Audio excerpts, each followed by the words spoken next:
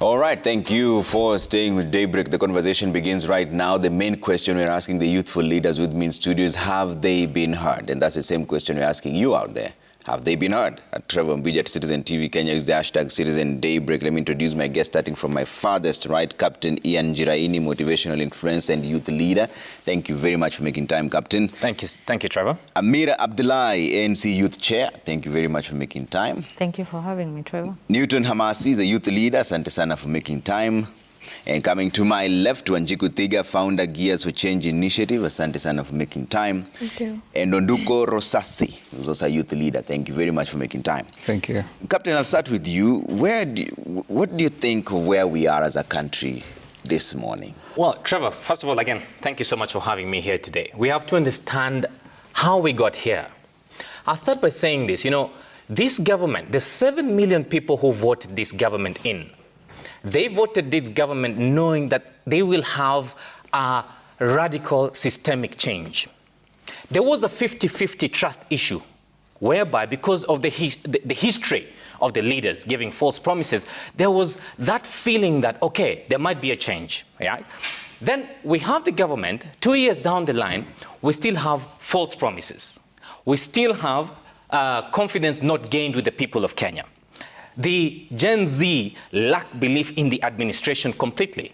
This is where we are, and this is the truth of the matter. We had Finance Bill 2022, and we got really shocked by what was in there.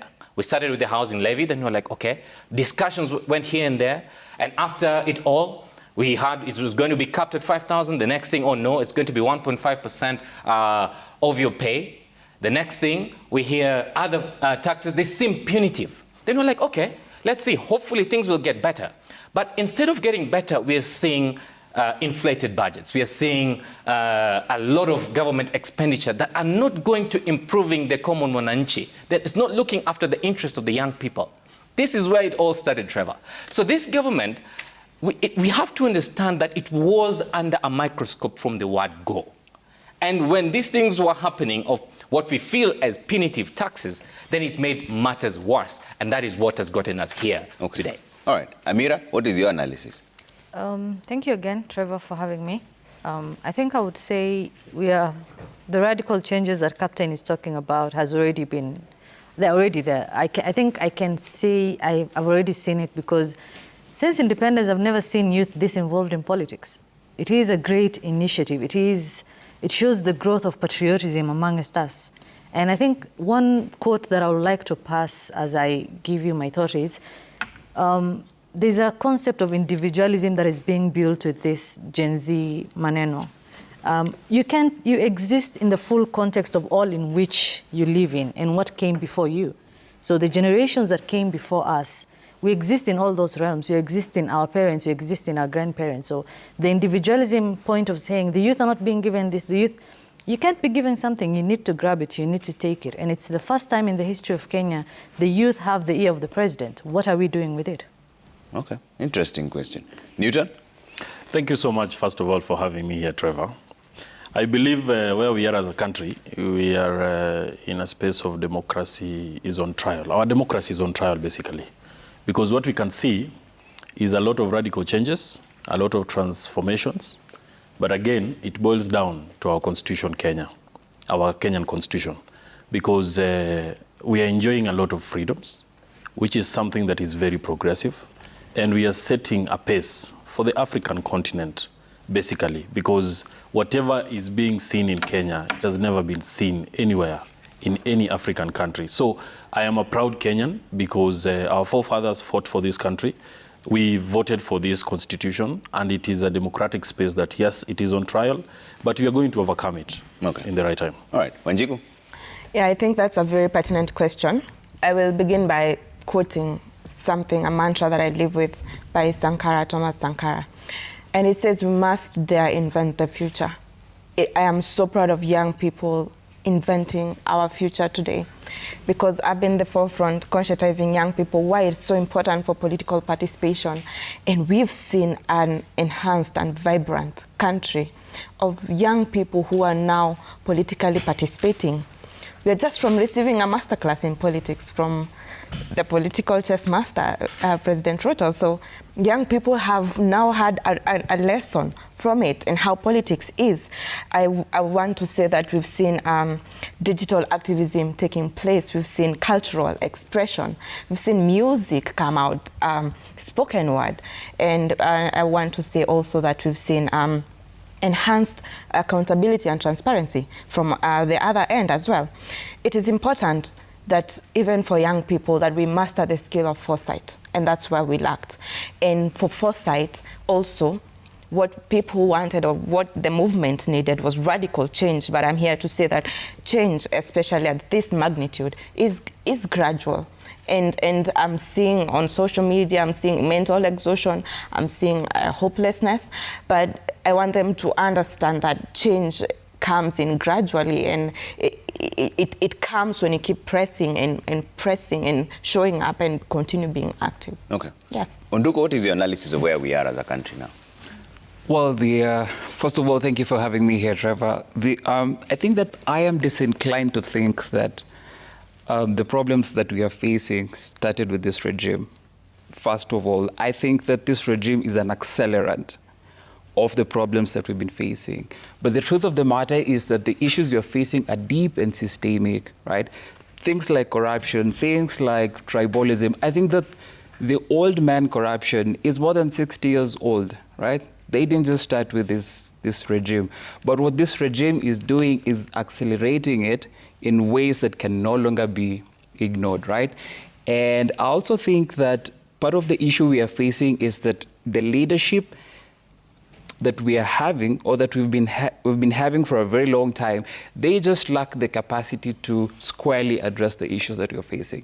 Partly because as years go by, these issues are becoming more convoluted, more complicated, and a leadership must be able to rise above these simplistic ways of thinking that the issues are black and white, yet they're so gray, right? So because they are, and also I think that there's also a generational gap that makes it even harder for them to understand. And of course, we're getting to that question, whether we've been heard or not. And my sense about it, I think, is that they lack the ability to comprehend. They could be listening, but they lack the ability to comprehend the issues as we are saying them. So my analysis, just to be very brief in what you're asking, is that we are facing deep, systemic, complicated issues, but we lack a leadership. And over the years, I think we have lacked the leadership that's just able to bring people together to address these concerns that we are having. And I think going forward, people have to have some nuanced thinking, and not just the political class, but also we the people. Yeah. Right. All right. Trevor, just a moment, because he's a proper Gen Z, and I have to add something there. The Gen Z have been saying that we don't have the leadership. Mm-hmm. I believe our president, His Excellency, the President, Dr. William Ruto, has the capability and capacity to take this country to the next level. The question we are not asking, the Gen Z are not asking, is what is holding him back from endemic corruption, from systemic change, from radical changes? I know my sister here said that there are radical changes. The Gen Z cannot see it because we are almost on the same. Instead of, we're looking at the same things, but on a higher magnitude from previous governments, yes. How can we have renovations of billions of shillings, yet we have JSS teachers not posted? How can we have billions of shillings taken into travel, yet we can see intern doctors not posted? These are the questions we just want to understand. Even as a millennial myself, we want to know. The president, I voted for him. I went and showed my support to him because I knew he's the person to make radical changes and the particular change of this country. I do believe him when he says he's the man when times are difficult. I do believe him. But what we are asking is, how come we're not seeing the change? Yeah. Do you regret that vote now? I do not. Okay. I do not. Because, like I have said, Trevor, I do not regret voting the president in. I believe he is the right man. Yeah. I just wonder what is holding him back from making those changes. Case in example, if you allow me, Trevor. Yeah. When he fired all cabinet secretaries, or let go and dissolved the cabinet, all the young people, in fact, every person in this country expected now he's going to bring in technocrats. But what have we seen? A reshuffle and other forces taking advantage of Gen Z. He has said yesterday in Tarakanith, he said that he has he now has a government of unity, of national unity. Where are the young people? I don't understand when he says that, but we're just seeing selections being made from one particular party from the opposition side, and then we've said government of unity. That is what the people, when you're out there, because I deal with these young people a lot, they are saying, how is that a government of national unity? Yet all you've done is a reshuffle of the politicians and picked some from the opposition. What would you have wanted to see when he was reconstituting his cabinet as a young person?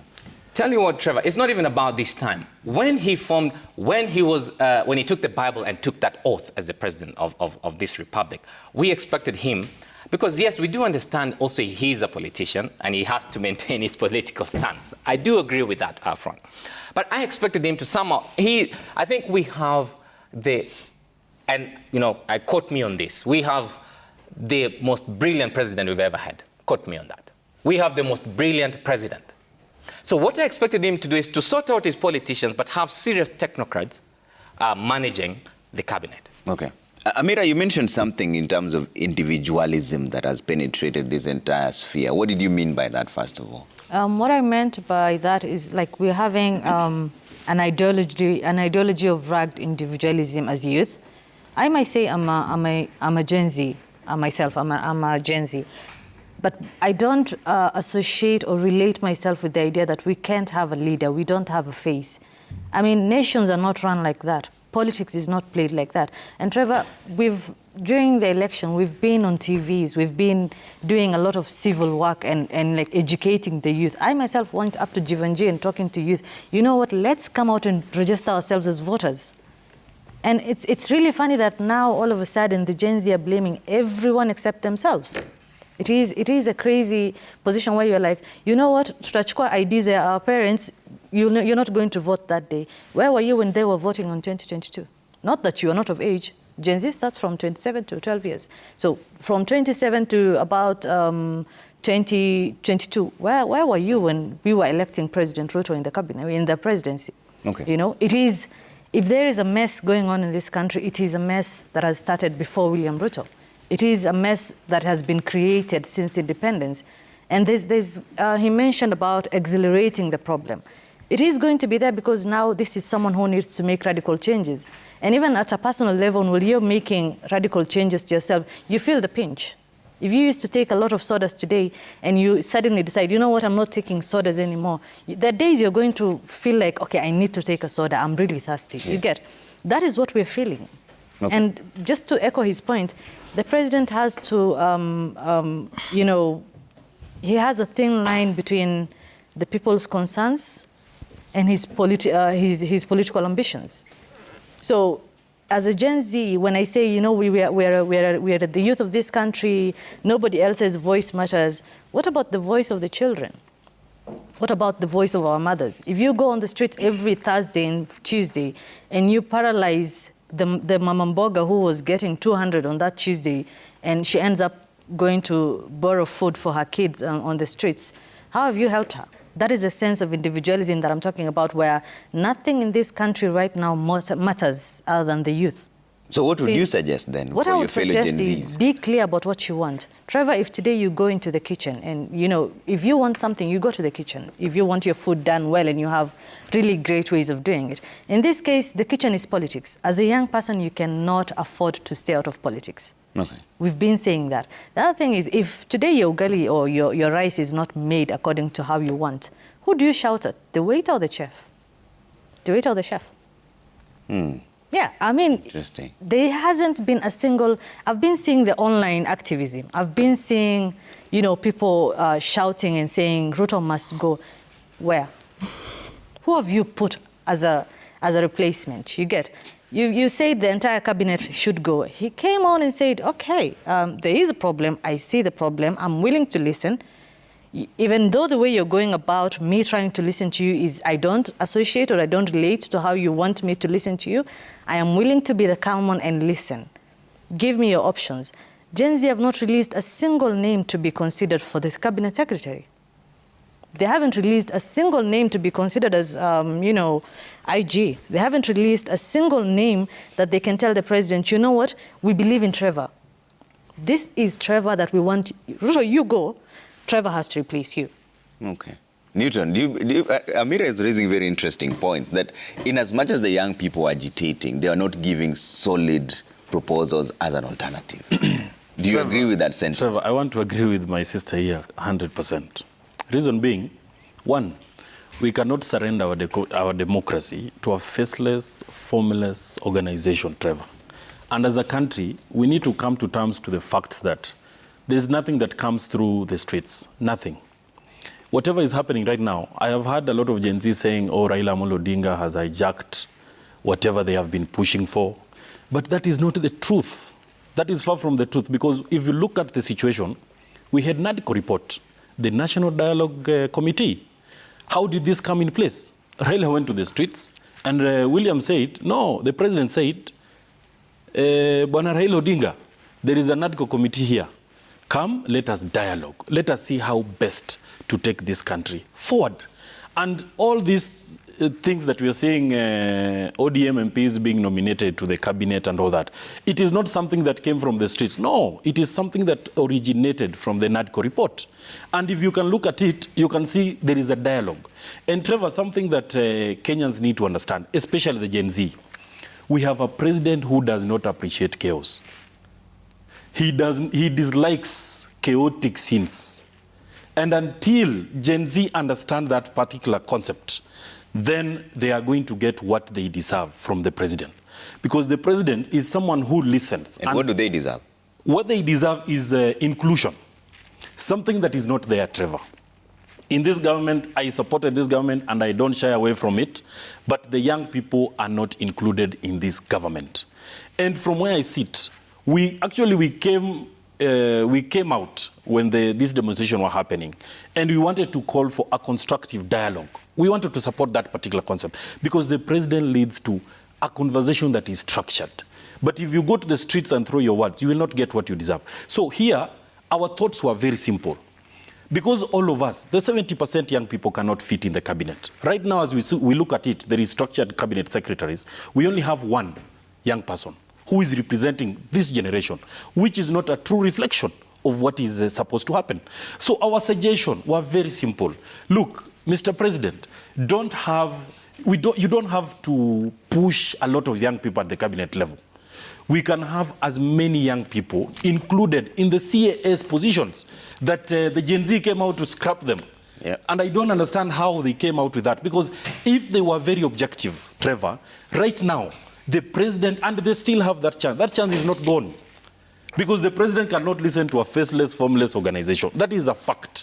And we need to face the truth as it is. Because the chief administrative secretary, our opinions or our thoughts in the youthful space, we were of the opinion that the president should keep the chief administrative secretary, but strictly have young people below the ages of 35 occupy those positions. Because it is not like we want everything. No, just give us a layer.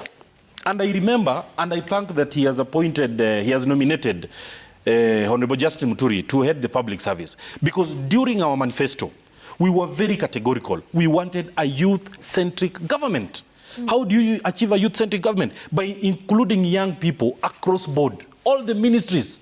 We have a CAS who is a young person who is representing the aspirations of young people. At that point, we can even be having a cabinet of the CAS. Yeah. So that we discuss things that are pertinent to young But how do you balance that with the increasing wage bill? Because that's what everybody is complaining about. Trevor, you see, the issue of increasing wage bill is here nor there. The same Gen Z are saying, we want jobs. You want jobs outside government? You want jobs outside the spaces that are constructively put in our constitution? Let the president start by creating these opportunities within government, within the governance structure of a country. Let us have young people included at the leadership position. Because at that point, Trevor, how much? We have a budget of 4 trillion. How much of that, what percentage of that will it cost this country to only accommodate 22 CASs at the hierarchy? so that young people can feel included. Okay. Because as Amira said, I'll come to you. Just write it down. I'll come to you. as Amira said, Yeah. you see, if you want to get something good, Trevor, you cannot go on the streets. You have to go to the kitchen where this thing is being cooked. Okay. Right now, as we are, Trevor, but we are being served things that we don't know how they were cooked. Okay, let me hear what Wanjiku has to say about this. Do you agree with that move, Wanjiku? Would that have been an alternative? Having a layer for younger people to be included in cabinet? Yeah, Trevor, I've been a youth leader for quite some while, and all the way from campus, I've been very intentional about putting my voice into leadership in this country. And before, in 2022, I was running for office in Juja, but I took time and I went to a meeting in Manzoni, and we drafted, as young people, we drafted a document that we shared with the presidential running mates, Honorable Raila Odinga and President Ruto, and we said, and other presidential candidates, and we said, for young people, this is what we want to see. And among them, we wanted the CIS's position to be given solely for young people, so that there can be an incubation hub for young people that can step up to CS positions. Because you have to understand how government works. You have to be part of the system to learn, because there are people with institutional memory we don't have. Yeah. So we have to also have a slot where young people are understanding how government works. We have an opportunity to also receive mentorship from presidency and also at with cabinet secretaries, so that we can be able now to transit. Okay. Because transition is important. And the reason why the president might not even be able to have young people to appoint is because we lack that experience, because we've never served at that capacity. So the CSS positions would have enabled us, would have strengthened our capacity to be at that level. For me, I feel like when we gave the manifesto for young people, we said we want also to see a standalone youth ministry. And we saw President Ruto give that to us, the Ministry of Youth and Sports. Because before it was at the Huru government, it was collapsed in another ministry. But with this one, we were given solely a ministry for us. Okay. But now after the changes, again, it's been collapsed. But what we want to say right now, it's time for a multi-generational, cross-sectional movement. Because the Gen Z movement, to be honest, has not been as inclusive. It has been just Gen Z. As an late millennial, if I put my thought like, you guys, I'm thinking dialogue would be good, because it's an opportunity for us to say, so this is what we as young people we want. These are the names that we as young people want to see in the cabinet. But we refused and rejected that opportunity. And why do I think that sometimes dialogue works? Because we've seen it work for Honorable Raila Odinga. We've seen him consistently gain from it. And then we make this beautiful, huge movement that is asking for change. And then we are given the opportunity, okay, now we have had. Now come, tell us what you want. Then we throw it away. And I'm like, we are missing a golden opportunity. Because this is what we need. We have to go to the kitchen. We have to go on the decision-making table where decisions are being made, where resources are being distributed, and we say, for young people, this is what we want. But if you try to put that voice in the movement, my God. The backlash. The backlash, because you're not sensational. They want to hear sensational things. Finya, what? You know, that's all they want. And we have to now accept a multi-generational conversation. Let young people like us who have experience in this also help lead the movement. Okay. We have women's rights movement who have made tremendous gains before us. And that's the reason why a young woman like me has been capacitated, because I had to also stand on their shoulders and learn from them. Okay. And they taught me, this is how you do. This is how you negotiate. Okay. So let us also be part of the movement. Okay. Listen to us.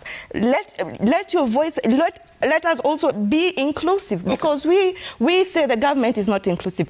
But as the Gen Z movement, it's also not inclusive. Okay. So we can't have double standards. They're leaving you out as the millennials. Okay, let me hear what Nduku has to say. Nduku, would dialogue have been the best opportunity? Trevor, when I started my opening statement, keep in mind that I told you we have a generational gap here. They occupy the reality that the political class and some of the millennials occupy, and the reality that this younger generation is occupying, right? And so, sorry. So when people are talking about a government of unity, for us, we are saying, you know what?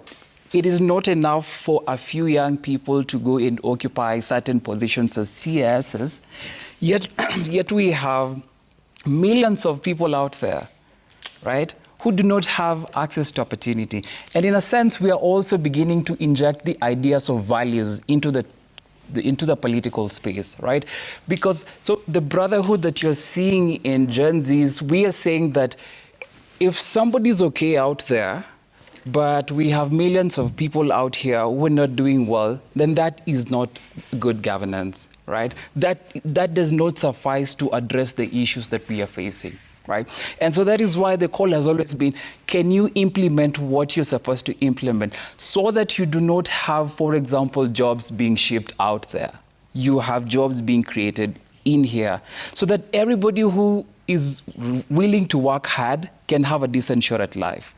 But the idea of people, the older generation, and of course some of the millennials, because I also think that there's a big gap of how we perceive things between the millennials and the Gen Zs, is coming to play in, and pardon me, but the shallow-mindedness of addressing the issues.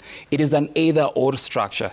It is either this or that, right? But I think that we have to move away from that simplistic way of thinking about things to a both-and structure. So what does a both-and structure mean?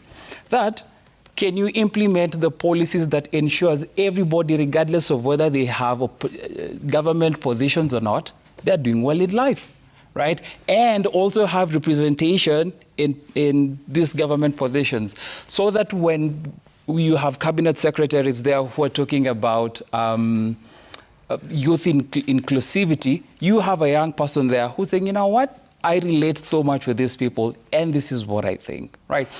And so the idea that I'm trying to forge forward, or to thrust forward to the country, to the leadership, is that can we look at these things as having so many shades of gray? Mm-hmm. It is not just a simplistic thing of, Gen Zs are coming out. Yeah. And we talked about demonstration, and my friend here said that streets won't achieve much.